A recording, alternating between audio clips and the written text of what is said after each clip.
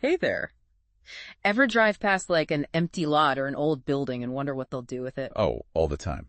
Well, in Naples, Florida, one old auto repair shop is kind of at the center of this whole discussion about affordable housing. Interesting. Yeah, so we're diving into this Gulf Shore business article. It's from September 19th, 2024, and the title is Naples to Seek Proposals to Redevelop Auto Repair Shop Property as Affordable Housing. Catchy. Right. Like, who knew an auto repair shop could be a solution to, well, anything, BT car troubles? Yeah, and I think this kind of gets at something we see across the U.S., right? Cities are struggling to house the very people who keep things running. Essential workers. Exactly. Teachers, nurses, firefighters, the list goes on. They're often priced out of the very places they serve. It's kind of ironic when you think about it. Yep. This 65 8-acre plot, it's on Central Avenue, so pretty close to downtown Naples, used to be all about fixing cars. Right. Now, it's at the heart of this whole plan to, I don't know, fix a different kind of engine, the one that keeps the city's workforce running. I like that analogy.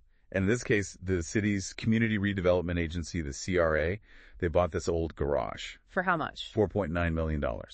Their goal, to turn it into affordable housing, specifically for those essential workers we were just talking about. So someone making, what, 60 to 120% of the area's median income, they might be able to afford to live there. That's the hope. But, it's not as easy as just building an apartment building and calling it a day.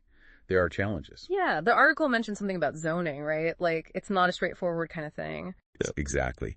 Zoning regulations, they dictate how much you can build on a piece of land, how dense it can be.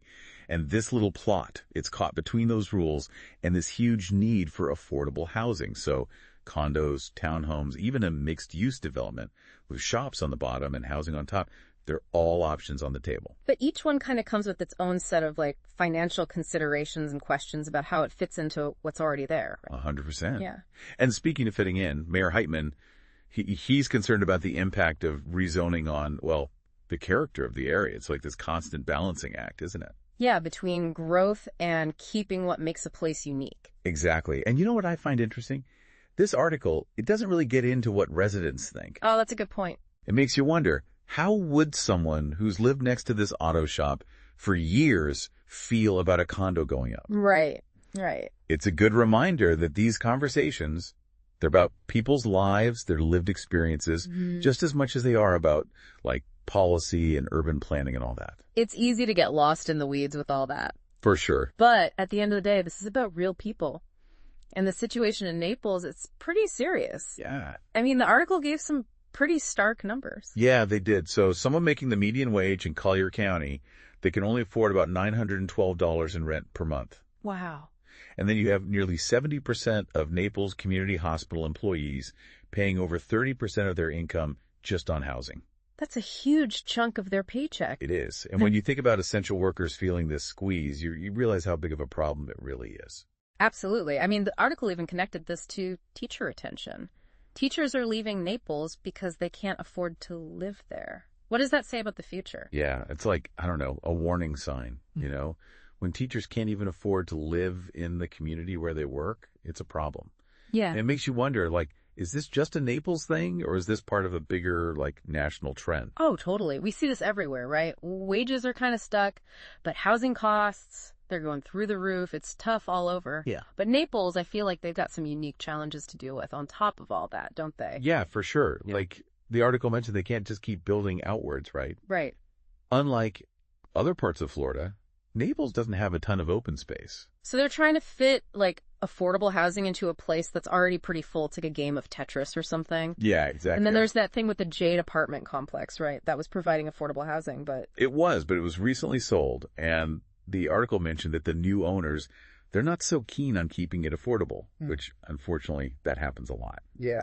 These projects, they don't always make a ton of money. So if an investor is just interested in, like, huge profits, they might not be that appealing. So if that kind of traditional development isn't working, what are the options? What are they trying to do in Naples? Well, it seems like they're thinking outside the box a little. The CRA, they're interested in this place called Stillwater Cove, a 96-unit apartment complex. So instead of building something new, they're thinking about buying something that already exists, which, could be a smart move in a place like Naples, Well, there's not a lot of land left. Right, right. It's like they're having to get creative, not just with the space, but with the whole, like, how to pay for it part too. That's a whole other thing. Absolutely. And that's where, like, public-private partnerships could be really helpful. What's that? So basically, the city could team up with private developers, got to share the costs and the risks. And then there's the whole zoning thing we talked about before. Some people think that, maybe if they relax some of those rules a little, it might open up some possibilities for denser, more innovative types of housing. So it's not just one thing. It's like a whole bunch of things working together. Right. There's no quick fix, no magic bullet here. It takes a combination of approaches, something that really fits the community and the specific problems they're facing. And, this auto shop project, it's a good example of how complicated all this can be. It really is, isn't it? This one little auto shop, it's like this perfect example of just how, I don't know, how tricky this whole affordable housing thing can be. Yeah, totally. You've got the limited space, the budget issues, zoning, all of it. It forces you to get creative, think outside the box. Right. And it reminds you that it's not just about like lines on a map. It's about people, Exactly. These are real homes for people who, frankly, we need in Naples. They keep the city running. It makes you think, like, what if every city thought about planning this way? From the very beginning, making sure the people who make a city what it is can actually afford to live there. That's the big question, isn't it? Yeah. It'd be a huge change for sure. Totally. So we've covered a lot of ground here. What's sticking with you? After diving into all this, what potential solutions are you thinking about? Honestly, I think it's about being flexible. There's no one right answer.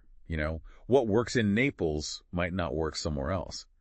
But they're trying new things, like this auto shop thing, or buying existing buildings like Stillwater Cove. Even looking at those zoning rules, that willingness to experiment, that's huge. Every city facing these challenges, they could learn from that. That's a really good point. It's not about finding the perfect solution right away. It's about trying things out, seeing what works, and being willing to adjust along the way.